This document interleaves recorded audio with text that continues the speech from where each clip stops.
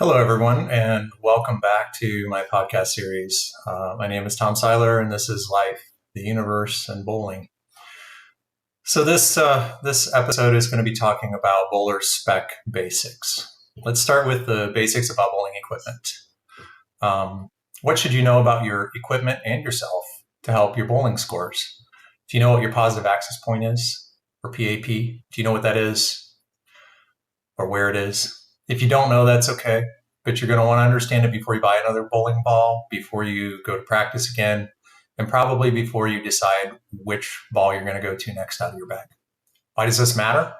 Well, if you're buying another bowling ball, it should be with the expectation that it'll help you score better than your current bowling ball does, right? If you're practicing and your ball isn't doing what you expect, then your next ball choice should be made with the knowledge of whether it's going to be stronger or weaker earlier or later, more continuous or angular, etc. Likely you see where I'm going with this. Trial and error is fun, but informed selection without the error portion is even more fun. Drilling a bowling ball is easy. Hitting a line with a spinning piece of metal isn't terribly hard. Lots of people that aren't terribly highly skilled can do this. They can get them in the right portion of the ball. They can get your fit correct. I'm not downplaying how important it is to have a good ball driller. But what I'm saying is putting the holes in the ball, not terribly difficult. You take your time, you pay attention to detail, you create basic drillings without a whole lot of fuss, right? If you hit or miss your lines and recreate the drilling perfectly, though, you're only winning the first 3 frames of the game, right? Fit is important, but it's only a very small portion. As a ball driller or pro shop operator, you simply have to understand some basics of ball motion and some basics about the customer's bowling game. There's no excuse for not knowing some basics. No excuse. And what are those basics that every ball driller has to know before they ever drill your bowling ball? First of all, pitches and spans. These are the basic specs for fitting a bowling ball to your hand. They include the sizes of the holes, the spacing, the angle to drill the holes at. What they don't include is where on the bowling ball in relation to the pin and the CG, the PSA, etc. That's a different thing. But pitches and spans are very, very critical to recreate fit and make sure that you don't damage the person's hand or physiology when they deliver a bowling ball. Bowler specs. These are the specs that describe to the ball driller how the bowler delivers the bowling ball. These involve a bunch of variables, and we're going to go through them one at a time. And some of them kind of tie together, others not so much. But the first one that we're going to talk about is speed. The ball speed, simply put, this is the speed at which you deliver the ball onto the lane at release. Most bowlers fall into the 15 to 17 mile per hour range, though some will be higher and some will be lower, obviously. While some bowlers can throw it harder, sometimes it's highly recommended that you stick to a single timing and a single delivery style so that you can work on perfecting that. And that speed that you like to throw the ball at really becomes kind of carved into you as one of the things that you can adjust, but as a beginning bowler, you don't want to, right? You want to try to keep consistent there. If it hooks too much, you don't want to throw it harder.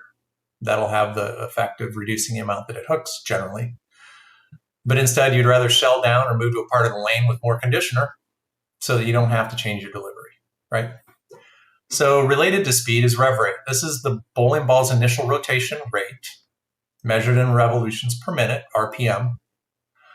And while it varies from shot to shot, as most of our statistics do, again, it's recommended that you not intentionally alter your RPMs from shot to shot as a primary adjustment.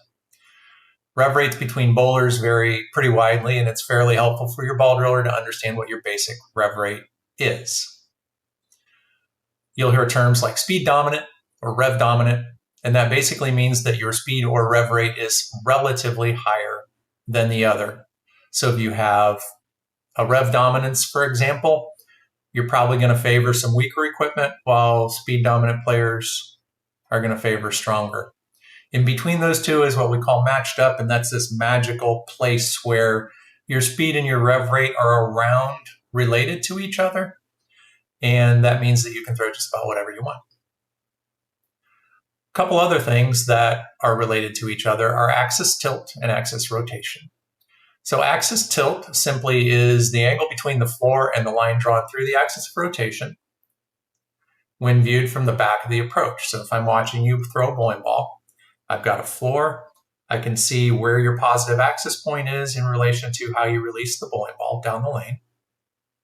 And that angle between the two is your axis tilt.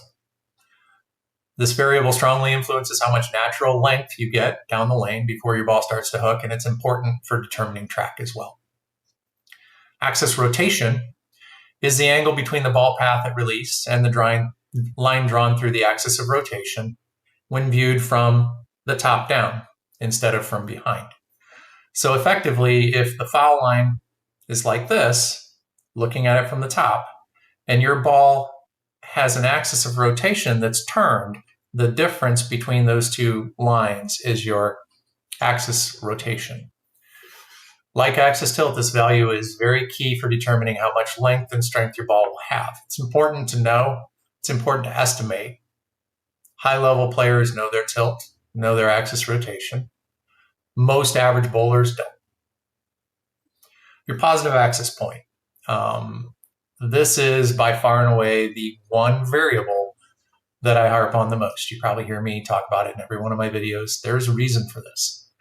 Bowling balls, after delivery, have two axis points. One of them is the positive axis point, or PAP. The other one is the negative axis point, and nobody cares about that because we don't talk about it. The positive axis point is the point on the exterior of the ball that runs through the axis, normally closest to the bowler at the release point that the ball rotates about.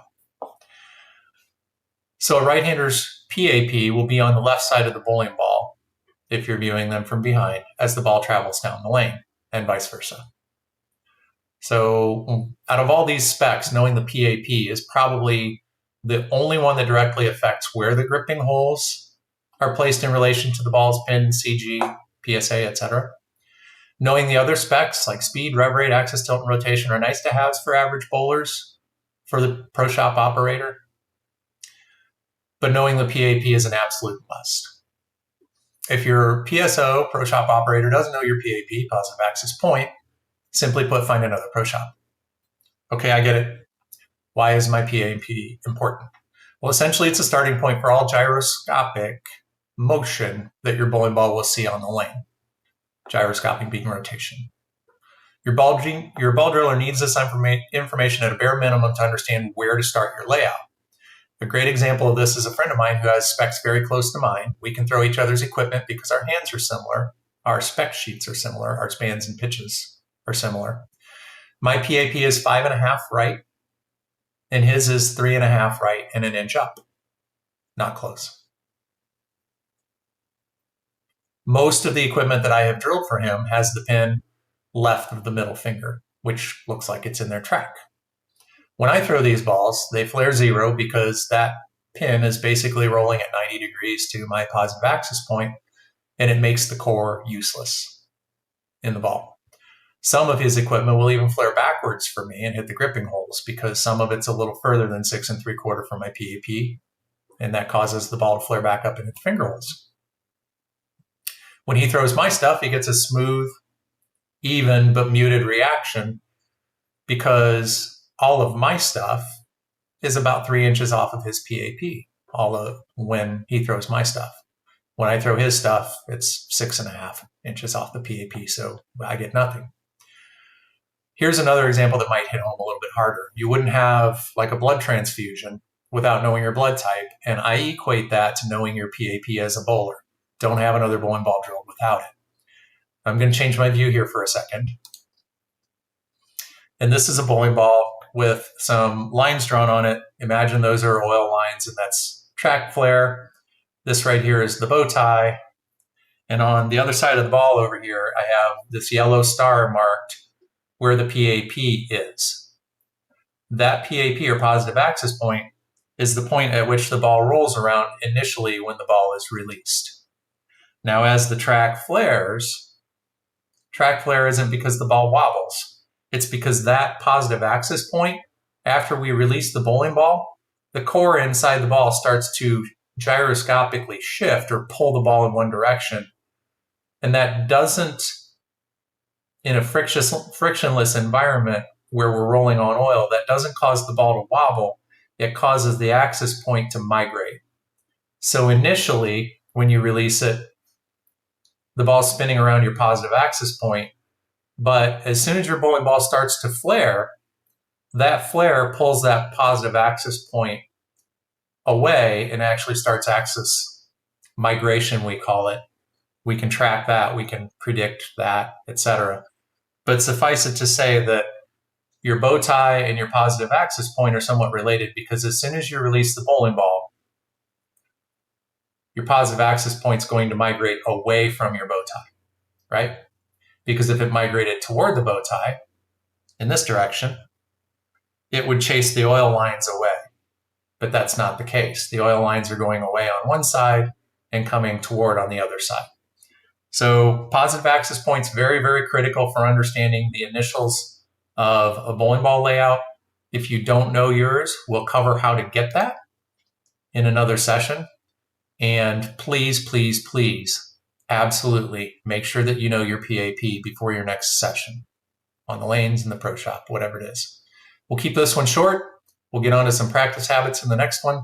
Thanks for your time. Again, my name's Tom Seiler. This is Life, the Universe, and Bowling.